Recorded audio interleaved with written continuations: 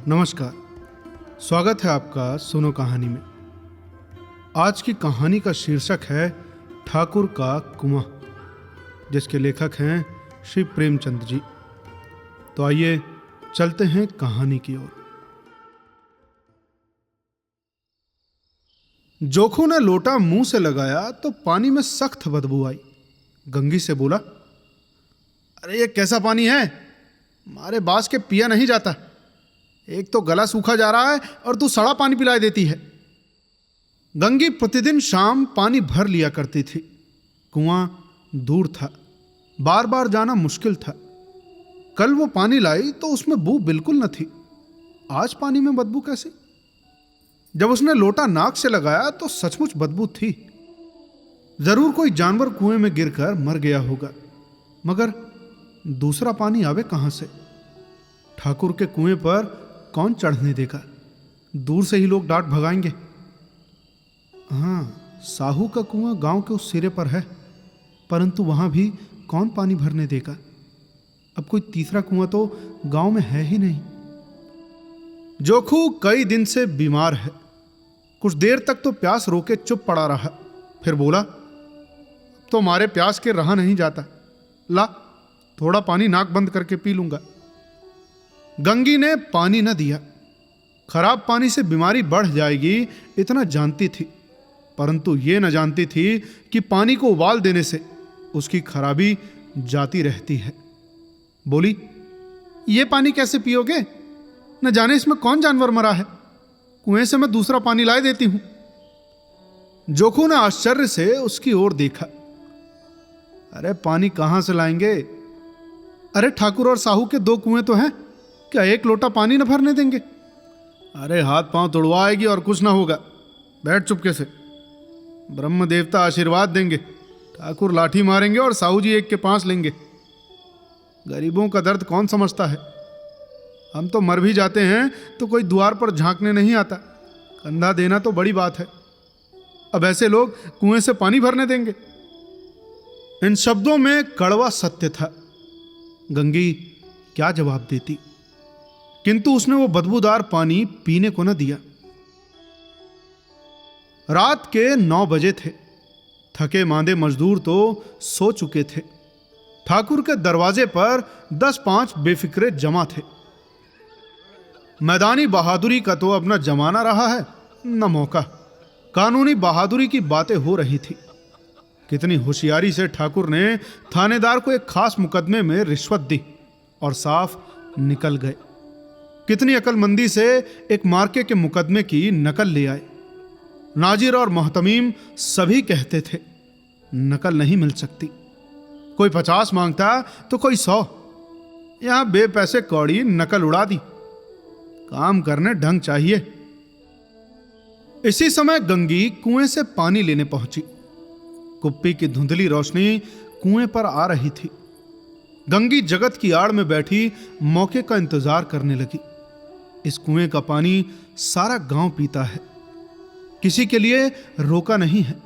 सिर्फ ये बदनसीब नहीं भर सकते।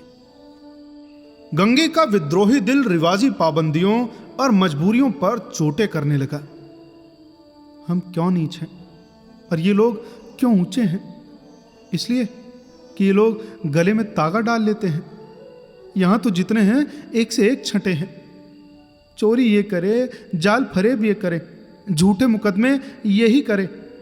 अभी इस ठाकुर ने तो उस दिन बेचारे गड़रिये की भी भेंट चुरा ली थी और बाद में मार खा गया। इन्हीं पंडित के घर में तो 12 मास जुआ होता है। यही साहू जी तो घी में तेल मिलाकर बेचते हैं।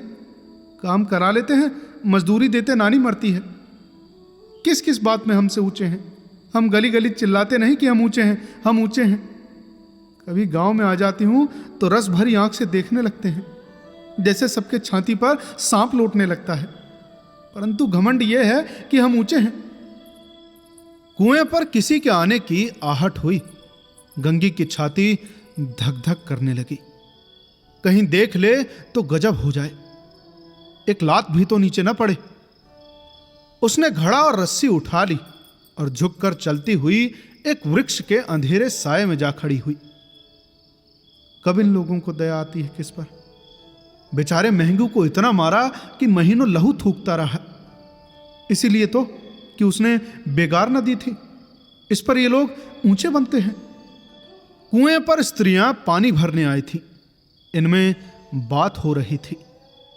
खाना खाने ही चले थे कि हुक्म हुआ कि ताजा पानी भर लाओ, घड़े के लिए पैसे नहीं है।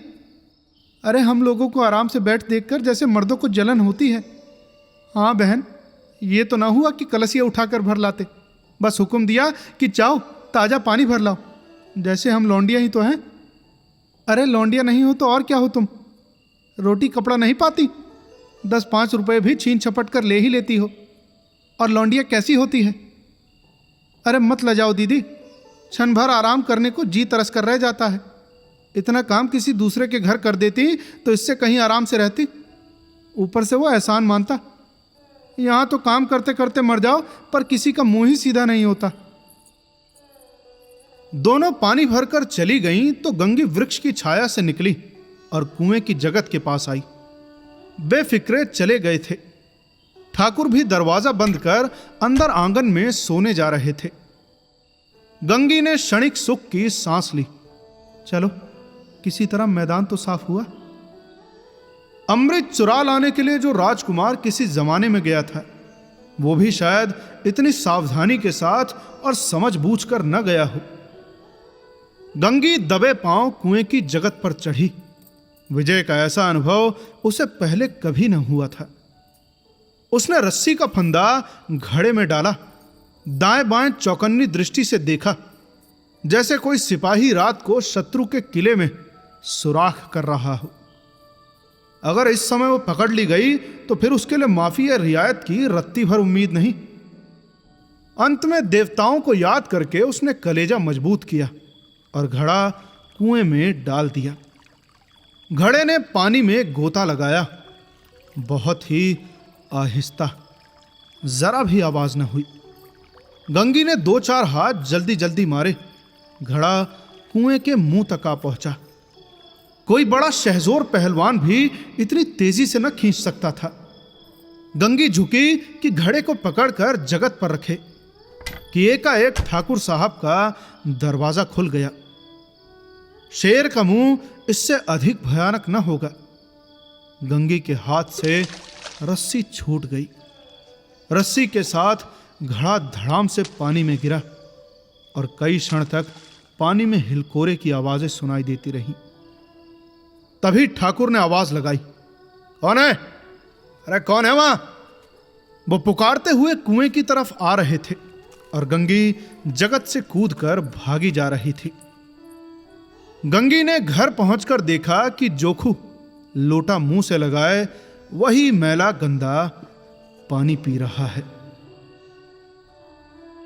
तो ये थी आज की कहानी, जिसका नाम है ठाकुर का कुआं।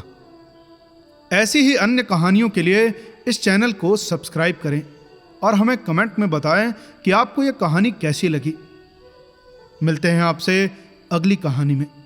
तब तक के लिए सुनते रहिए सुनो कहानी की अन्य कहानियां। धन्यवाद।